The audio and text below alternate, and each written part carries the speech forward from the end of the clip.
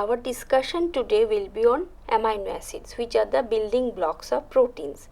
Proteins are the most abundant biological macromolecules found in the cells and in all parts of the cells, and they show great diversity of biological functions.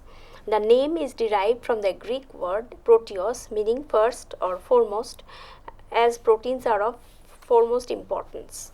The strikingly different properties and activities are found in proteins, and which are formed by joining the same set of amino acids but in different combinations, and they give rise to different sequences. Proteins function as enzymes, hormones, antibodies. Proteins are present in muscles, spider webs, nails, hair, milk, lens of the eye, cell membrane, then rhinoceros horn, and so on. The list is very, very long. The topics today will be discussed are amino acids, which are the building blocks of proteins, the acid-base chemistry of amino acids, because the name amino acids suggests that they can lose protons, the reactions of amino acids and the optical activity and stereochemistry of amino acids, spectroscopic properties of amino acids, and separation and analysis of amino acid mixtures. Now the general structure of amino acid has carbon alpha at the center and carboxyl group, amino group, hydrogen, and a side chain called R. And this side chain variation leads to the different functions and structures of proteins. Amino acids are the building blocks of proteins, and this is the ball and stick model, this is the tetrahedral structure. Now two molecules of amino acids, if they are joined, they lose one molecule of water and form a peptide bond, and this peptide bond is very vital, is instrumental in formation of the polypeptide.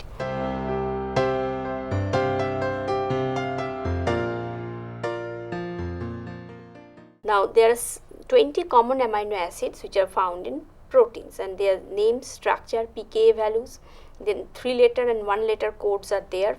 Depending on the R, that is a side chain, the amino acids are classified as non-polar amino acids, polar uncharged amino acids, acidic amino acids, basic amino acids. This is some of the non-polar amino acids where the side chain has a non-polar group, hydrophobic group, leucine, proline, alanine, valine. Actually proline is not a true amino acid, it is an amino acid. Then polar uncharged amino acids, glycine, serine, asparagine, glutamine. And acidic amino acids are aspartic acid and glutamic acid. Again methionine, tryptophan, phenylalanine, isoleucine, and histidine, lysine, and arginine forms the basic amino acid group.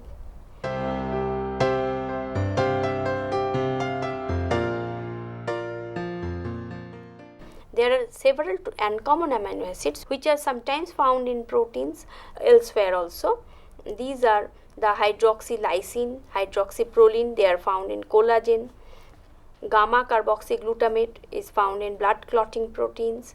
Then pyroglutamate is found in bacteriorhodopsin, it is a bacterial protein. And phosphorylated amino acids are the signaling molecules. Some R groups are phosphorylated. So these are the structures of the uncommon amino acids, that 4-hydroxyproline, 5-hydroxylysine, thyroxine, etc. These are phosphotyrosine, phosphoserine, phosphothreonine. Some other examples also. These are amino acids which are not more or less not found in proteins, and either they perform as neurotransmitters, some are hormones, and some are molecules having specialized structural roles.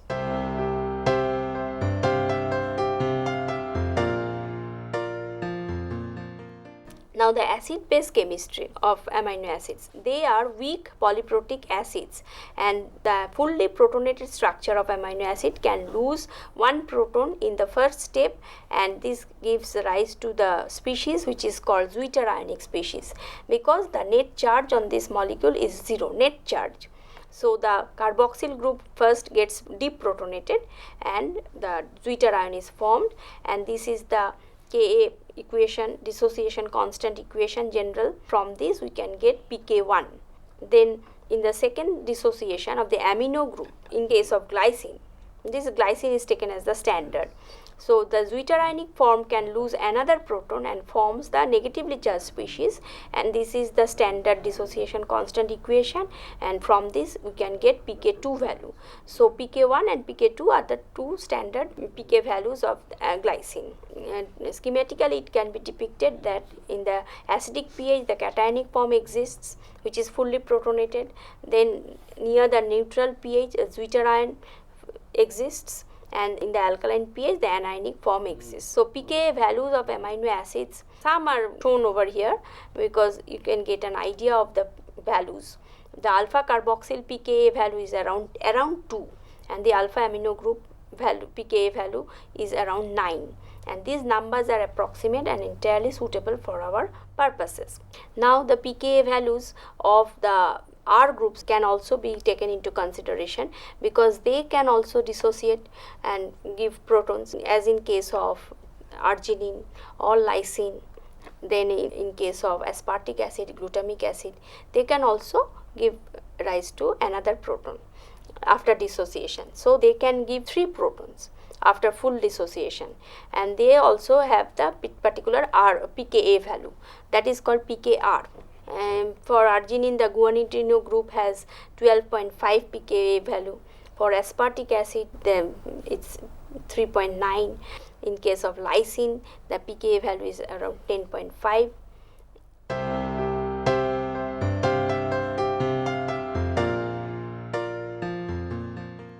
Titration of glycine. So amino acids gives us characteristic titration curve because they lose protons step by step, and this is the titration pattern of glycine, where the starting pH is around 1, and in that pH the glycine is in the fully protonated form, and as we add alkali slowly and sequentially, the pH changes according to the graph, and which can be measured by the pH meter, and it can be plotted. At the x-axis the amount of alkali added in equivalence, and in the y-axis the pH, and this is the characteristic biphasic curve of the titration curve. And pKa, that is pK1, that means it is the pK value of the carboxyl group of glycine, and pK2 is the pK value of the amino group of glycine. This is the pK1 is signifies the pH where there is 50% is fully protonated form and 50% is zwitterionic form. And as we increase the amount of alkali, the amount of zwitterionic form increases. So at this isoelectric point where the zwitterionic form exists in 100% of the glycine molecule, this gives the isoelectric point or pi. That means the pi is that pH where the amino acid exists in the zwitterionic form 10%, and as we increase again the amount of alkali, we get another portion of the biphasic curve where we get the idea of pK2. pK2 signifies the pH where 50% of the amino acid exists at the isoelectric form or the zwitterionic form and 50% in the negative form.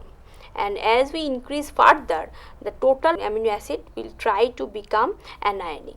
This is the titration curve of glutamic acid, and as there are 3 dissociable hydrogen in glutamic acid, the pattern of the titration curve is triphasic.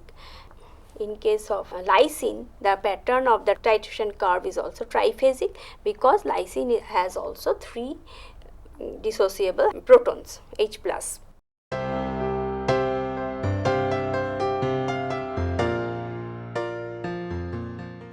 Now comes the reactions of amino acids. The carboxyl group forms the normal amides esters. Then amino groups can form Schiff's bases as usual and amides.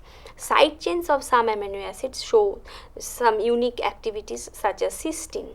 Cysteine has CH2 SH group as the R group. So cysteine can undergo several typical reactions. The standard reactions of carboxyl groups, the amino acid reacts with ammonia and has formed amide. Then amino acid reacts with amine, formation of substituted amides. The amino group again performs some standard reactions such as amino group of amino acid reacts with aldehyde and forms a Schiff's base. Similarly, acyl chlorides are also involved with amino acid reactions and formation of substituted amides takes place. Now, the detection of amino acids, a very unique reaction is there, that is the reaction with ninhydrin, and ninhydrin detects the amino group of the primary amines, and a formation of a very beautiful purple color dye, or the rumen purple. This is a complex has been formed. It is very unique for amino acids, free amino acids, and it is used for detection of amino acids. Another type of detection can be done by using the fluorosamine. It is a non-fluorescent compound when reacts with primary amines, gives a fluorescent compound, and this is very sensitive method. Around 10 picogram of proteins can be detected. Now, cysteine undergoes some peculiar reactions where two molecules of cysteine can join together to form a SS disulfide link. This formation of disulfide link is very important when you go to study about tertiary and quaternary structures of proteins. Then N-ethylamide is also undergoes reaction, that is a oxidation reduction reaction, where the SH group of cysteine is involved and the N-ethylamide is reduced by cysteine. Then iodoacetate also reacts with cysteine and standard formation of the product has been shown. Acrylamide also reacts with cysteine. Another reagent is that DTNB.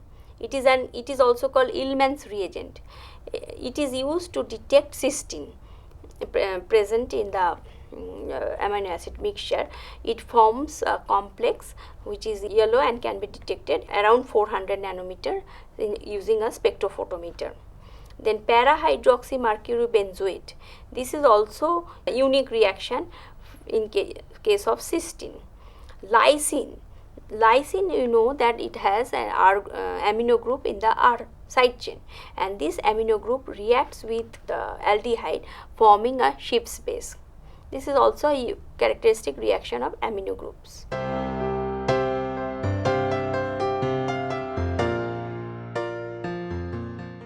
All amino acids except glycine are chiral because asymmetric, because they have 4 different substituents attached to the alpha carbon.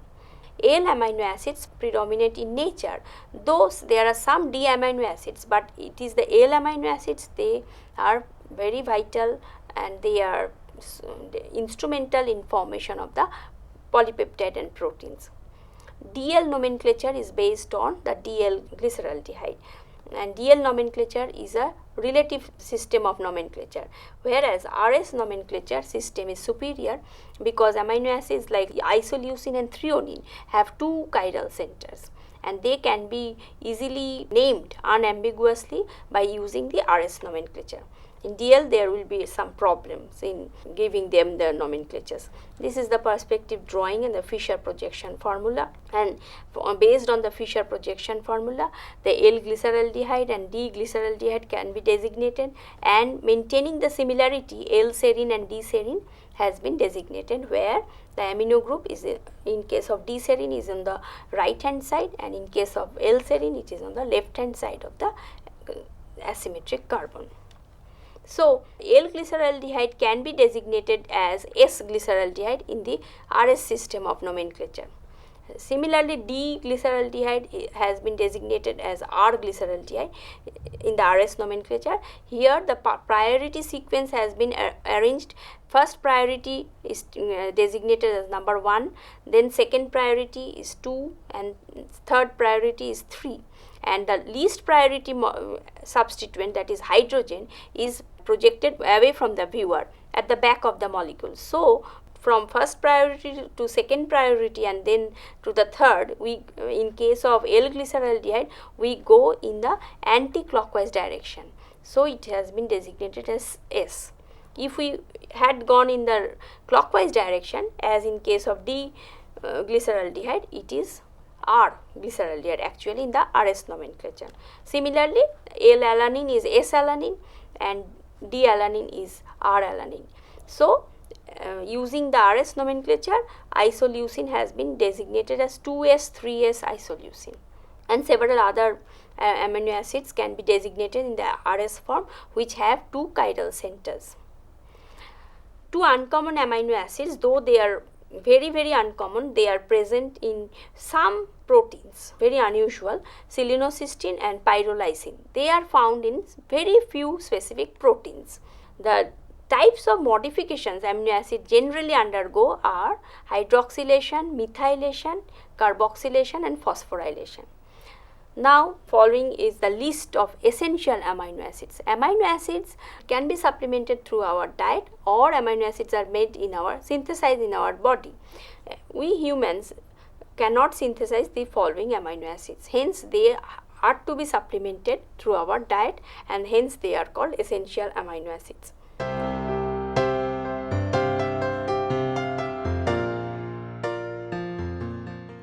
The spectroscopic properties of amino acids. All amino acids absorb in infrared region.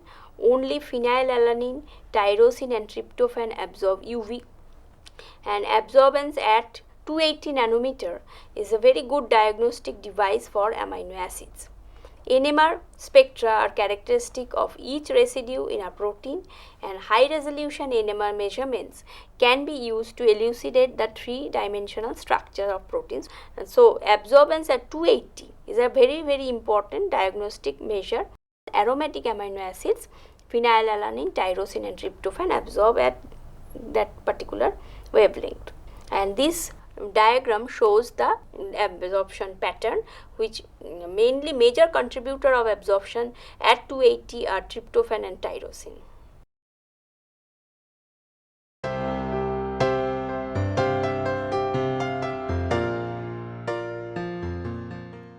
How can the amino acids be separated? They are separated by a technique called chromatography.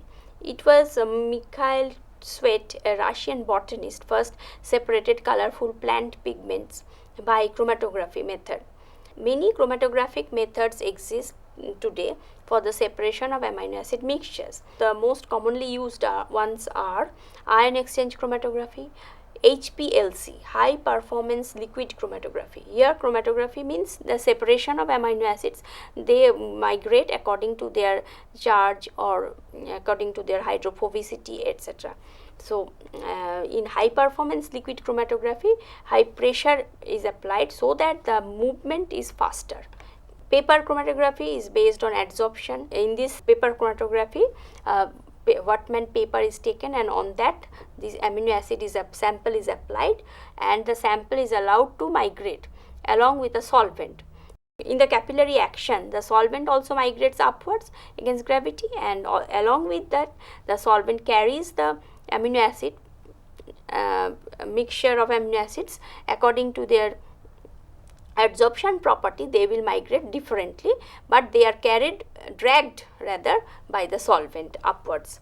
Again, in case of thin layer chromatography or TLC as it is commonly called, it is also based on adsorption, and similarly by the capillary action the solvent moves upwards, and along with it carries the amino acids upwards, and the amino acids will vary in their migration because they are different in their R groups and in their adsorption properties. This is the cation exchange media, and this is anion exchange media.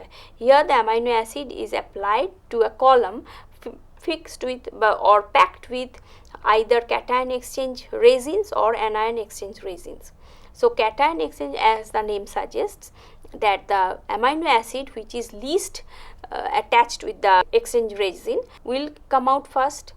If sodium chloride solution is added, is passed along the column, and the amino acid which is most strongly attached to the resin.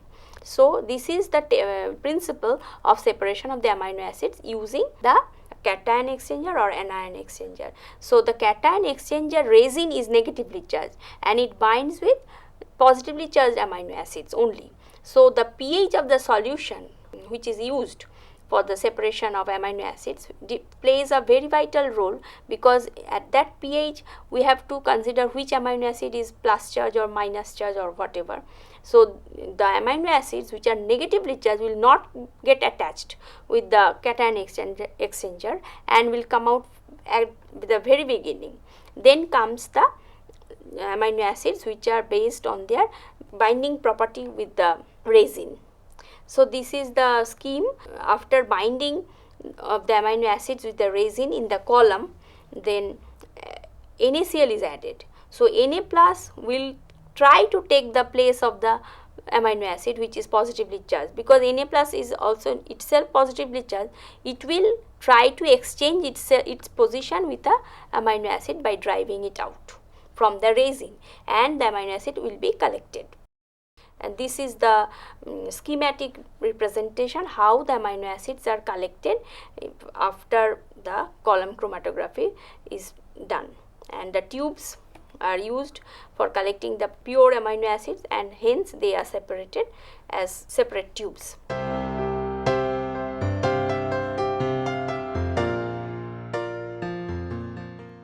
The primary structure of a protein or a polypeptide is formed by joining any two amino acids, adjacent amino acids, by peptide bonds, and this is the formation of the peptide bond, and the formation of several peptide bonds finally synthesize the polypeptide or the protein.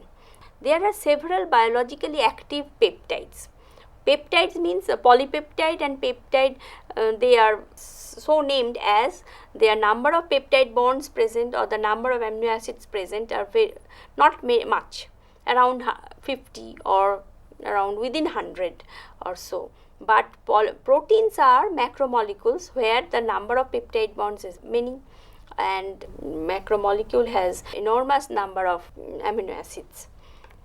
So peptides are smaller protein molecules, and they are some of the biologically active peptides are shown here, and their activities are also shown. They are unique in their activities, such as adrenocorticotropic hormone, it is a hormone.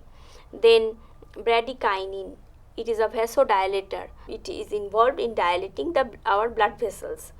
They are all biologically very important. Vasointestinal peptide, it is important for gastric secretion, it helps in our digestion.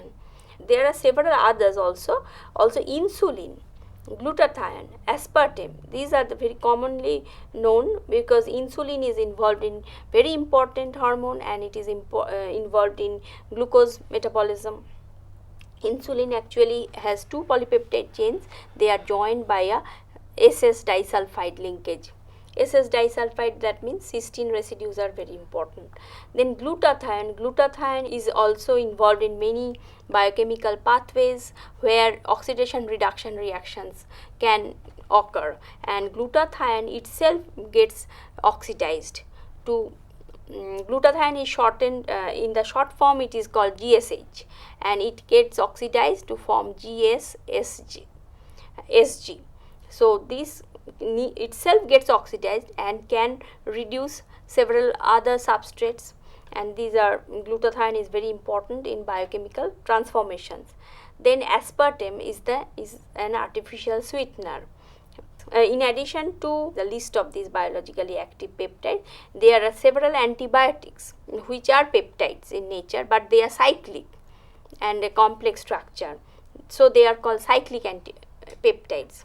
You may be knowing that some mushrooms are poisonous, and the mushroom amanita are very poisonous because they have a component called alpha amanitin, and these alpha amanitins are also cyclic that means cyclic peptides.